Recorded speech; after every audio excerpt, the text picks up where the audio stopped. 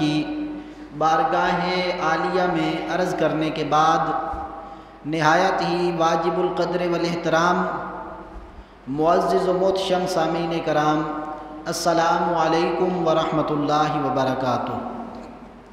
آج کے خطبہ جمعۃ المبارک میں آپ حضرات کے علم میں ہے کہ آج کی تاریخ ملک پاکستان کے لیے ایک خاص اہمیت کی حامل ہے۔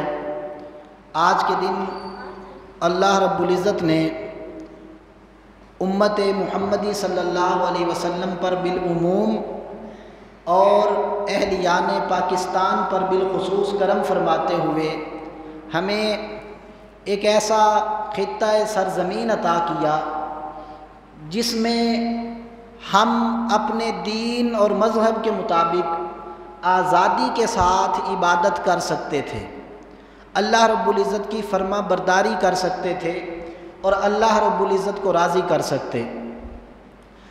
آقا علیہ الصلوۃ والسلام کی تعلیمات اس بارے میں کیا ہیں اور اس نعمت کے بارے میں ہمارا رویہ کیا ہے، اس کے حوالے سے میں چند گزارشات آپ حضرات کے گوش گزار کروں گا۔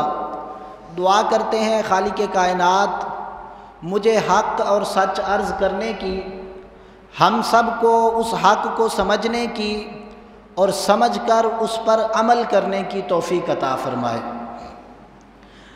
آقا علیہ الصلوۃ والسلام نے یہ ملک پاکستان اہلیان پاکستان کو تحفے میں دیا، یہ یقینی بات ہے، ورنہ جن حالات میں اور جن سازشوں میں ہم گرے ہوئے تھے، پاکستان کا بننا بہت ناممکن ترین مرحلہ تھا۔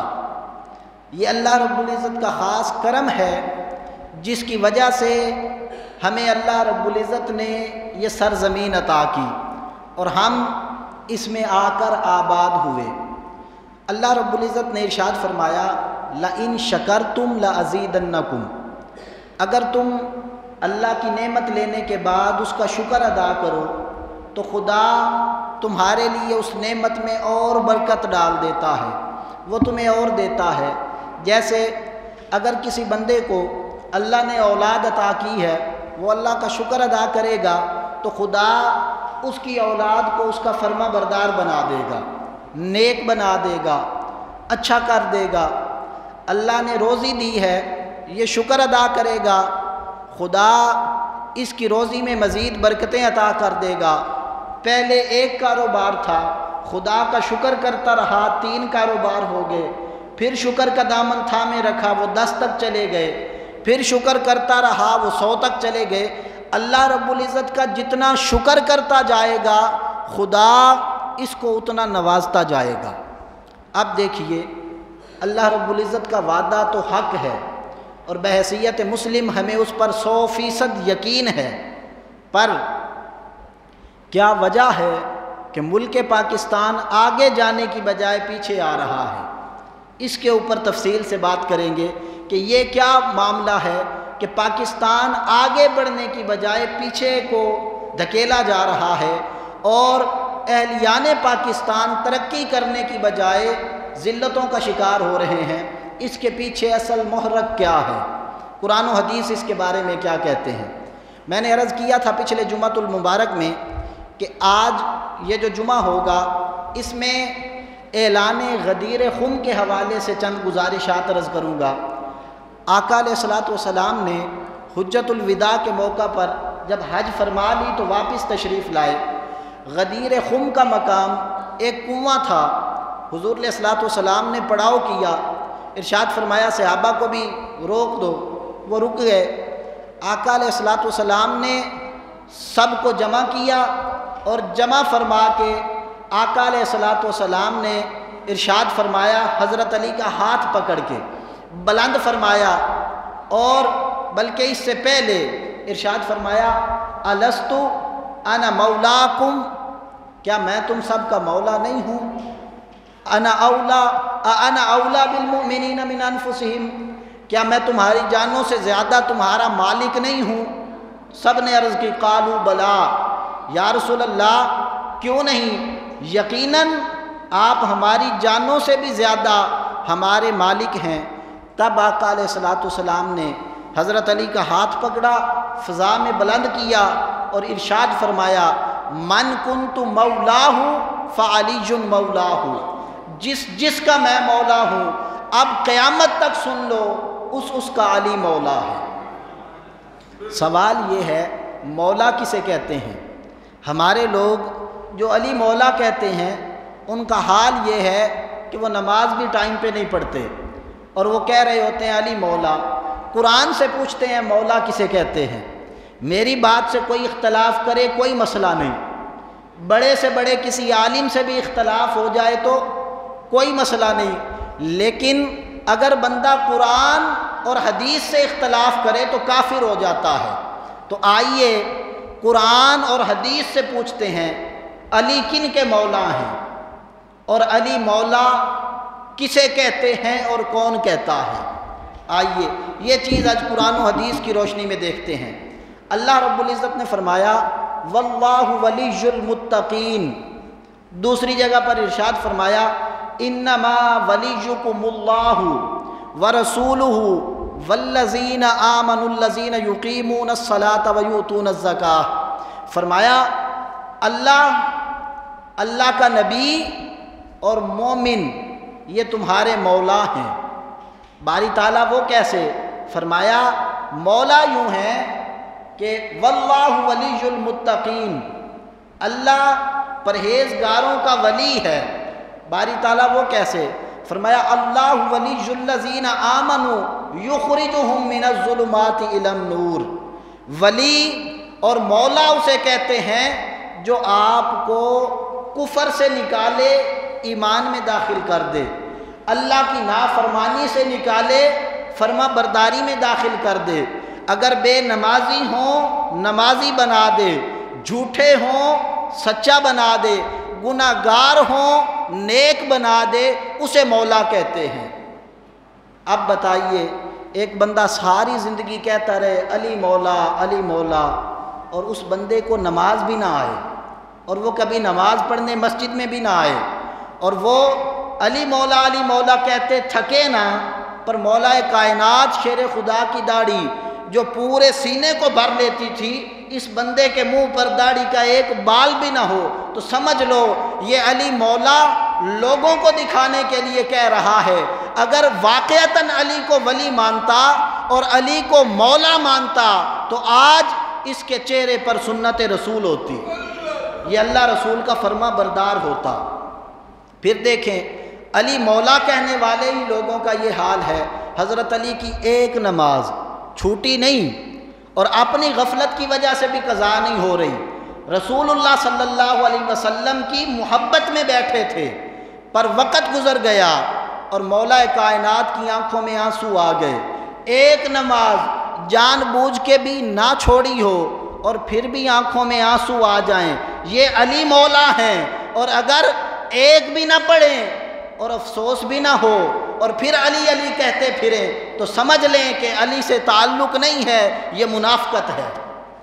زبان پر علی علی ہے اور کردار میں علی نہیں ہے، زبان پر علی علی ہے پر عمل میں علی نہیں ہے، باتوں میں علی علی کہتے ہیں اور عمل سے حضرت علی پاک کو پشت کر کے دوسروں کی طرف چلے گئے ہیں۔ تو اگر ایسا راستہ آ جائے تو دیکھ لو کہ وہ بندہ سب کچھ ہو سکتا ہے، سب کچھ ہو سکتا ہے، پر علی والا نہیں ہو سکتا۔ علی والا ہونے کے لیے ضروری ہے کہ وہ اللہ والا ہو۔ میں اس کی ایک مثال دیتا ہوں۔ حدیث میں آقا علیہ الصلوۃ والسلام نے دعا کی، عرض کی اللہم والے من والاہ و عادی من آداہ، عرض کی اللہ تو اس کا ولی بن جا جس کا علی ولی ہو، سو جس کا علی ولی ہوا اس کا اللہ ولی ہوا، یہ تو حق ہے نا۔ حضور نے دعا کی اللہم من والے والا ہو، اے اللہ جو علی کو ولی جانے تو بھی اس کا ولی بن۔ اب قرآن سے پوچھئے، قرآن کہتا ہے واللہ ولی المتقین، اللہ تو صرف پرہیزگاروں کا ولی بنتا ہے۔ پتہ چلا جو اللہ کے نبی کے فرمان کے مطابق علی کو ولی مانے گا اور اللہ کے نبی کی دعا کے مطابق اللہ اس کا ولی بنے گا، اس کے لیے شرط یہ ہوگی پہلے اللہ اس کو متقی بنا دے گا۔ تو جو بندہ متقی نہیں بنا وہ ہزار علی علی کہتا پھرے، وہ علی والا نہیں بنا۔ اگر علی والا بن جاتا تو عبادت گزار ہوتا، اللہ کا فرما بردار ہوتا، اللہ سے ڈرنے والا ہوتا اور اس کے حضور جھکنے والا ہوتا۔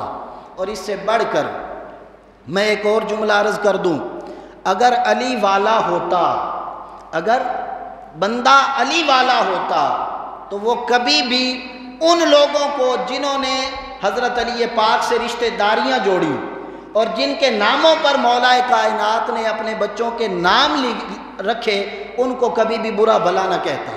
تو جو بندہ ان ہستیوں کو برا بھلا کہے جن سے علی پیار کرتے تھے، سمجھ لو کہ یہ بھی علی والا نہیں بنا۔ ہمارے مسلک میں ہو تو دیکھو نمازی ہے، اللہ سے ڈرنے والا ہے، پرہیزگار ہے، تو سمجھو علی والا ہے۔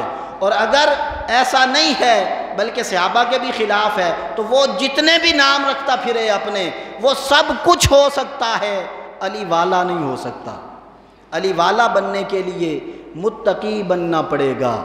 اب دیکھیے اسی میں آگے چل کے ہم دیکھتے ہیں جتنی نعمتیں ملتی ہیں انسان کو، جتنی بھی نعمتیں ملتی ہیں، لا و رب العرش تک جس کو جو ملا ان سے ملا، بٹتی ہے کونین میں نعمت رسول اللہ کی۔ وہ جہنم میں گیا جو ان سے مستغنی ہوا، ہے خلیل اللہ کو بھی حاجت رسول اللہ کی۔ اور نعمتیں بانٹتا جس سمت یہ ذیشان گیا، ساتھ ہی منشی رحمت کا قلم دان گیا۔ آج لے ان کی پناہ، آج مدد مانگ ان سے، پھر نہ مانیں گے قیامت میں اگر مان گیا۔ اور سید نصیر الدین نصیر نے اس کو اور آسان کر دیا، وہ کہتے ہیں کہ دے سکتے ہیں کیا کچھ کہ وہ کچھ دے نہیں سکتے، یہ بحث نہ کر ہوش میں آ اور بھی کچھ مانگ۔ جولی ہی میری تنگ تھی کیا مانگتا ان سے، وہ تو کہتے رہے مانگ ذرا اور بھی کچھ مانگ۔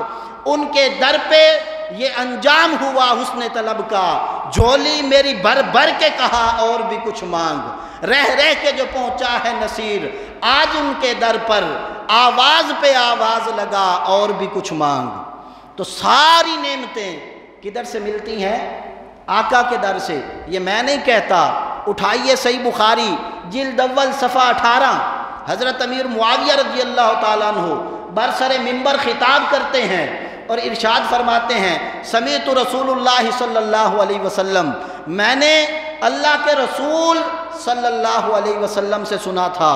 اب یہ صحابی رسول منبر پہ خطاب کرتے ہوئے کہہ رہا ہے، کہتے ہیں میں نے اللہ کے نبی سے سنا، کیا من یرید اللہ بہ خیرا یفقہہ فی الدین، اللہ جس سے بھلائی کا ارادہ کرتا ہے، جس کو چاہتا ہے کہ میں اس کو نواز دوں تو اس کو دین کی سمجھ عطا کر دیتا ہے۔ وہ بندہ دین کو سمجھنے لگتا ہے، سمجھ کے مولوی نہیں بنتا۔ یہ بھی ذہن میں رکھیں، مولوی سے مراد سمجھنا نہیں ہے یہاں پر یہ ہے کہ وہ دین کی بات کو اہمیت دینے لگ جاتا ہے، وہ نماز کو اہمیت دے کے پڑھتا ہے، وہ روزے کو اہمیت دے کے رکھتا ہے، وہ اللہ کے فرمان پر اور مصطفیٰ کے فرمان پر اہمیت دے کے عمل کرتا ہے۔ اسے کہتے ہیں اللہ نے اس سے بھلائی کا ارادہ کر لیا۔ اس کے بعد فرمایا انما انا قاسم واللہ یؤتی۔ دوسری جگہ پر صحیح بخاری میں الفاظ ہیں، فرمایا انما انا قاسم واللہ یؤتی۔ تیسری جگہ پر فرمایا واللہ یؤتی وانا قاسم۔ تین جگہ پر روایت آئی بخاری میں، ارشاد فرمایا اللہ مجھے دیتا ہے، میں تقسیم کرتا ہوں۔ تو اللہ کی ہر رحمت اور ہر نعمت پیدا بھی اللہ کرتا ہے، تخلیق خدا کی ہوتی ہے، پر وہ تقسیم مصطفیٰ کے ہاتھ سے ہوتی ہے۔ تو پاکستان بتائیے اللہ کی نعمت ہے یا نہیں؟ بولیے اللہ کی رحمت اور نعمت ہے یا نہیں ہے؟ تو پھر وہ کہاں سے ملی؟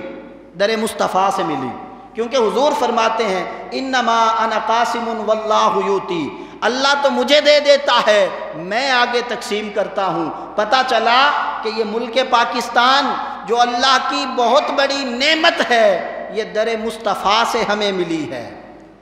آقا علیہ الصلوۃ والسلام کے در سے ملی ہے۔ اسی لیے کسی شاعر نے کہا تھا یہ ملک پاکستان واللہ اس نظر کرم سے قائم ہے۔ ہم سمجھتے ہیں ہمارے ایٹم بم اور ہمارے ہتھیاروں نے اسے سنبھال کے رکھا ہوا ہے، حالانکہ ہم نے ایک بار بھی نہیں چلائے، اور پھر ہم یہ سمجھتے ہیں کہ ہماری پالیسیوں کی وجہ سے پاکستان بچ گیا ہے۔ میں کہتا ہوں نہیں، یہ ملک پاکستان نہ کسی کی پالیسی پر بچا ہے، نہ کسی بندے کے ہتھیار کی وجہ سے بچا ہے۔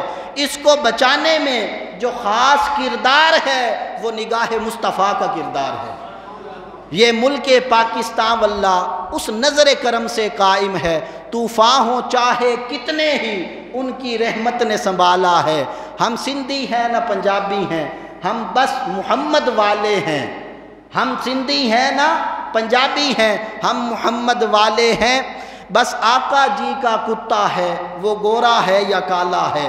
کسی رنگ، کسی نسل اور کسی نسب سے تعلق ہو، جو حضور کا ہو گیا وہ پھر قوموں میں تقسیم نہیں ہوتا، قبیلوں میں تقسیم نہیں ہوتا، وہ بس یہی اعلان کرتا ہے میرے سرپرست مصطفیٰ ہیں اور میں آقا کا خادم اور غلام ہوں۔ آقا علیہ الصلوۃ والسلام کے اس دیس پر بڑے حملے ہوئے، وہ جواب دیتا ہے کہ یہ بچ کیسے گیا؟ کہتا ہے اس دیس کے دشمن حیراں ہیں، یہ کیسے بچتا رہتا ہے؟ پاکستان کے دشمنوں کو پیغام دیتا ہے، کہتا ہے اس دیس کے دشمن حیراں ہیں، یہ کیسے بچتا رہتا ہے؟ کیا خبر انہیں کہ صلی اللہ اس ملک کا رکھوالا ہے۔ اس پاکستان کو صرف صلی اللہ محمد کی صداؤں نے بچا رکھا ہے۔ یہ جو صبح و شام آقا پر درود پڑے جاتے ہیں، آقا آقا کیا جاتا ہے، مصطفیٰ مصطفیٰ کیا جاتا ہے، اور بچوں کو حضور کی محبت کے درس دیے جاتے ہیں، اسی کے تصدق سے ملک پاکستان بچا ہوا ہے۔ تو اس میں کسی کا کوئی خاص کردار نہیں، اگر کردار ہے تو اللہ اللہ کرنے والوں کا ہے، مصطفیٰ مصطفیٰ کرنے والوں کا ہے۔ انہی کی وجہ سے یہ ملک پاکستان جو ہے یہ بچا ہوا ہے۔ اسی لیے تمام احباب یہ نہ سمجھیں، ہم نے عموماً دیکھا ہے، میں سیاست کی بات نہیں کر رہا، آپ کے مشاہدے کی بات بتا رہا ہوں، عموماً دیکھا ہے جو پارٹی حکومت میں نہیں آتی لوگ اس کی تعریف کرتے ہیں، اور جو جب حکومت میں آ جاتا ہے اس کو گالیاں دیتے ہیں۔ یہ سائیکل چلتا ہے پاکستان میں، ہر جگہ پر ہوتا ہے۔ اقتدار میں نہیں آئے تو بڑے آلے ہیں، بڑے اچھے ہیں، اقتدار میں آ گئے تو ان سے برا کوئی نہیں۔ اس لیے اس نے اس کا بھی حل دے دیا، اس نے کہا ہے سرپرست آقا جی اساڈے تے ووٹ پاواں کیوں لیڈرانوں۔ اس نے کہا میں نے رولہ ہی ختم کر دیا، مجھے کسی لیڈر سے کوئی توقع نہیں، میں تو بس حضور پر درود پڑھا کروں گا۔ ہے سرپرست آقا جی اساڈے تے ووٹ پاواں کیوں لیڈرانوں۔ آقا علیہ الصلوۃ والسلام کی محبت میں اگر ملک بنا لیا ہے تو اس کو سنبھالنا کیسے ہے؟ اب اس کی طرف آتے ہیں۔ دیکھیے اللہ کے نبی کا فرمان ہے، ہمارا جو نظریہ ہے پاکستان کے متعلق، اہلیان پاکستان کے متعلق اور پاکستان کی فلاح و بہبود کے متعلق، نہ وہ سیاسی ہے نہ کسی ایجنڈے پر ہے، خالصتاً اسلامی نظریہ جو اللہ رب العزت کی عطا سے ملا ہے وہ نظریہ ہے۔ اور وہ نظریہ کیا ہے کہ اہلیان پاکستان وفا کریں اللہ سے اور اللہ کے رسول سے، اس ملک کو کچھ نہیں ہوگا، آپ کی اکانومی کو بھی کچھ نہیں ہوگا، کسی کو کچھ نہیں ہوگا، بس آپ نے اللہ اور اللہ کے رسول کا فرما بردار بن کے رہنا ہے۔ اللہ رب العزت نے یہ قرآن مجید فرقان حمید میرے سامنے ہے، آیت نمبر 96 سورہ الاعراف، اللہ رب العزت نے ارشاد فرمایا وَلَوْ أَنَّ أَهْلَ الْقُرَىٰ آمَنُوا وَاتَّقَوْا، اگر اس ملک کے رہنے والے لوگ جو ریاست میں رہتے تھے، اپنے علاقے اور اپنے قبیلے میں رہتے تھے، وہ لوگ اگر ایمان لاتے اور فقط ایمان پہ نہ رک جاتے، اس کے بعد وَاتَّقَوْا اللہ کا تقوی اور پرہیزگاری اختیار کرتے، لَفَتَحْنَا عَلَيْهِمْ بَرَكَاتٍ مِّنَ السَّمَاءِ وَالْأَرْضِ، تو فرمایا پھر ان کو کسی سے بھیک مانگنے کی ضرورت نہ ہوتی، ہم ان کے لیے زمین و آسمان سے برکتوں کے خزانے کھول دیتے۔ یہ زمین و آسمان کی برکتیں کس کے ہاتھ میں ہیں؟ اٹھائیے قرآن مجید فرقان حمید، فرمایا وَاللَّهُ يَبْسُطُ الرِّزْقَ لِمَن يَشَاءُ وَيَقْدِرُ، لوگ سمجھتے ہیں کاروبار کی وجہ سے روزی آ رہی ہے، اللہ فرماتا ہے یہ اللہ کی شان ہے، وہ جس کے لیے چاہتا ہے رزق کو کشادہ کر دیتا ہے، جس کے لیے چاہتا ہے رزق کو تنگ کر دیتا ہے۔ تو یہ اللہ رب العزت کی عطائیں اور اس کی برکتیں ہیں جن سے بندے کا روزگار چلتا ہے۔ تو جو اللہ رسول کا فرما بردار ہو جائے، اللہ قرآن میں وعدہ کرتا ہے میں اس کے لیے زمین و آسمان کی برکتوں کے خزانے کھول دوں گا۔ آپ مجھے بتائیے ریاست مدینہ کتنی بڑی تھی؟ آقا علیہ الصلوۃ والسلام کے دور اقدس میں حجاز پر بھی پوری طرح پر قبضہ نہیں ہوا تھا۔ مکہ مدینہ اور ارد گرد کے چند قبائل اور تھوڑی سی سرزمین وہ ساری مسلمانوں کے پاس تھی، باقی سپر پاور تھی ایران اور روم، یہ دونوں اسلام کے خلاف تھیں۔ پر ہوا کیا؟ صحابہ کرام علیہم الرضوان نے کیا کیا؟ ایٹم بم بنائے؟ کیا کیا تھا؟ پالیسیاں بنائیں؟ نہیں، یہ ساری ثانوی درجے میں تھی۔ جو اول چیز تھی وہ اللہ رسول کے فرما بردار تھے، ان کے وفادار تھے۔ وہ اگر دن کو جہاد کرتے تو راتیں مسلح پر گزارتے، اگر دن کو جہاد کرتے تو دوران جہاد روزے سے ہوا کرتے تھے۔ اللہ رسول کے فرما بردار تھے، اس لیے اللہ رب العزت نے ان پر اپنا کرم کیا اور ان کو وہ سرزمین دے دی جسے لوگ دیکھ کر حیران ہوتے تھے۔ اتنی بڑی سلطنت یہ کبھی فتح نہیں ہوگی۔ دنیا نے دیکھا کہ دونوں سلطنتوں کو مسلمانوں نے فتح کر لیا اور ہر طرف مسلمان قابض ہو گئے، اور انہوں نے پھر اسلامی نظام ایسا دیا جس نے 1000 سال تک پوری دنیا کی قیادت کی، مختلف رنگوں میں، پر پوری دنیا کی قیادت اس وقت اسلام ہی کے ہاتھ میں تھی۔ تو اللہ کے اگر وفادار اور فرما بردار بنے تو آج بھی یہ برکتیں کھل سکتی ہیں۔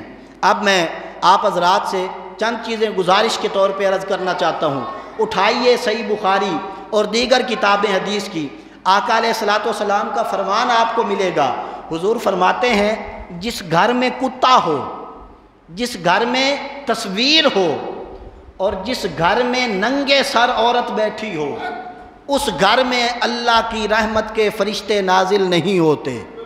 یہ حدیث ہے، آقا علیہ الصلوۃ والسلام کا فرمان۔ کیا؟ جس گھر میں کتا ہو، جس گھر میں تصویر ہو اور جس گھر میں عورت ننگے سر بیٹھی ہو، اس گھر میں رحمت کے فرشتے نازل نہیں ہوتے۔ ارے ایک گھر ہزاروں گھروں میں ایسا ہے جس میں ننگے سر عورت ہے اور وہاں پر فرشتہ نازل نہیں ہو رہا۔ یہاں پورے ملک میں عورتیں ننگے سر پھرتی ہیں اور ہم دعا کرتے ہیں خدا کرے میری عرض پاک پہ اترے وہ فصل گل جسے اندیشہ زوال نہ ہو۔ کیسے اترے گی؟ اتر سکتی ہے؟ اگر اس کو اتارنا چاہتے ہیں تو پھر پہلے اللہ رسول کے فرما بردار بنے۔ ایک بندے سے خطا ہوتی ہے، 2 بندوں سے خطا ہوتی ہے، 3 بندوں سے خطا ہوتی ہے، پر بحیثیت قوم اگر ساری قوم مل کر گناہ کر رہی ہو تو اسے خطا نہیں کہتے، اسے جرم کہتے ہیں۔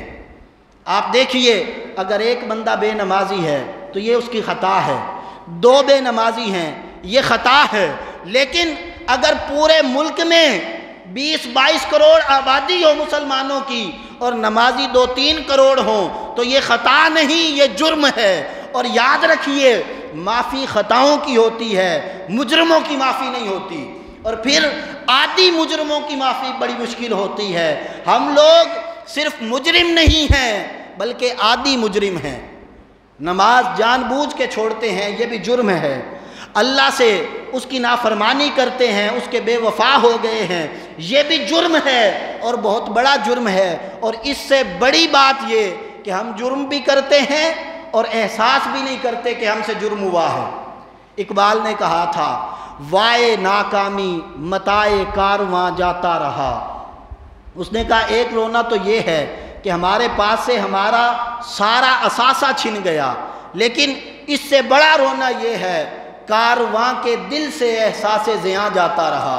اگر بندے کے دل میں احساس زیاں باقی رہے تو آج نہیں تو کل وہ پھر سے اپنی کھوئی ہوئی عظمت واپس لے سکتا ہے، لیکن اگر احساس ہی نکل جائے تو پھر وہ ساری زندگی میں کبھی بھی اپنے مقام کو نہیں پا سکتا۔ ہم مجرم ہیں اور ہمیں اس کا احساس بھی نہیں ہے۔ پھر آقا علیہ الصلوۃ والسلام نے ارشاد فرمایا جو قوم اللہ کو بھول جاتی ہے اور اللہ کی یاد سے غافل ہو جاتی ہے۔ جو قومیں اللہ کو یاد نہیں کرتی، اللہ ان قوموں پر ایسی قوموں کو مسلط کرتا ہے جن کو خدا یاد نہیں ہوتا۔ یہ حدیث ہے، فرمایا جو قوم اللہ کو بھول جائے، اللہ اس قوم پر ایسی قوم کو مسلط کرے گا جس کو خدا یاد نہیں۔ آج آپ بتائیے، ورلڈ بینک اسلامی بینک ہے؟ مسلمانوں کا ہے؟ نہیں۔ IMF مسلمانوں کے پاس ہے؟ نہیں۔ UNO مسلمانوں کے ہاتھ میں ہے؟ نہیں۔ رونے روتے ہیں جی حکمرانوں کی پالیسیاں غلط ہیں۔ ارے ان کی پالیسیوں کو چھوڑ، تیری زندگی گزارنے کی پالیسی کتنی سدھری؟ آپ نے کب نمازیں شروع کی؟ کب اللہ کی بارگاہ میں توبہ کی؟ کتنی پابندی سے؟ ہم کھانا بھی پابندی سے کھاتے ہیں، پینا بھی پابندی سے ہوتا ہے، لباس بھی پابندی سے بدلتے ہیں، سارے کام پابندی سے کرتے ہیں۔ صرف خدا اور رسول ہیں جن کو یاد کرنے کے لیے ہماری زندگی میں پابندیاں ختم ہو گئیں، ہم لوگ اس کے پابند نہیں رہے۔ تو جب ہم نے اللہ کی یاد کو بھلا دیا تو یہ کسی کی پالیسی کی خطا نہیں ہے، یہ بحیثیت قوم ہمارے گناہ کی سزا ہے جو ہمیں مل رہی ہے۔ لہٰذا اللہ کو یاد کرنے کا معمول بنائیں، تسبیحات پڑھا کریں اور اللہ کی یاد سے غافل نہ رہیں۔ ہمارے ہاں برے صغیر پاک و ہند میں ایک جاہلانہ کنسیپٹ یہ بھی ہے، لوگ سمجھتے ہیں کہ جی فلاں تسبیح گرم ہوتی ہے، فلاں ذکر بڑا گرم ہے۔ اکثر لوگ مجھے آ کے کہتے ہیں حافظ صاحب آپ نے حفظ کیا ہے؟ ہاں جی کیا ہے۔ قرآن بڑا گرم نہیں ہوتا؟